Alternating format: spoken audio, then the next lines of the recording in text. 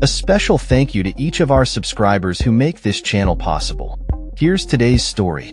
In a dramatic escalation of tensions in Los Angeles, President Donald Trump has authorized the deployment of 2,000 National Guard troops to the city following 2 days of unrest related to immigration enforcement actions by the U.S. Immigration and Customs Enforcement, ICE.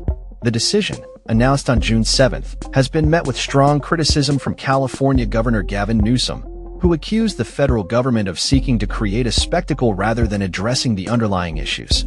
The unrest began when ICE agents conducted operations in neighborhoods heavily populated by immigrants, leading to protests and confrontations with law enforcement. Demonstrators gathered in Paramount, a city in the Los Angeles County area, where tensions flared as protesters attempted to block ICE agents from detaining individuals suspected of being undocumented. Reports indicate that some clashes resulted in the use of tear gas and flashbangs by police to disperse crowds. As the situation unfolded, arrests were made for obstruction and other offenses, further inflaming community tensions. Governor Newsom took to social media to condemn the federal response, urging peaceful protest and criticizing the deployment of National Guard troops as an incendiary move that would only worsen the situation. In a statement, he emphasized the importance of peaceful expression and denounced violence and destruction. Los Angeles Mayor Karen Bass echoed these sentiments, highlighting the contributions of immigrant communities to the city and expressing outrage over the ICE operations. The mayor described the raids as terrorizing families and disrupting the fundamental principles of safety in the city. The Coalition of Humane Immigrant Rights, a local advocacy group, also condemned the actions of ICE, calling for an end to what they described as terror tactics against immigrant families.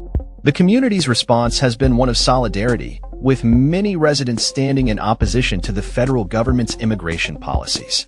The deployment of the National Guard is reminiscent of previous instances in California, notably during the civil unrest following the death of George Floyd in 2020. As the situation continues to develop, the presence of National Guard troops has yet to be seen on the streets of Los Angeles, raising questions about the effectiveness and necessity of such a deployment.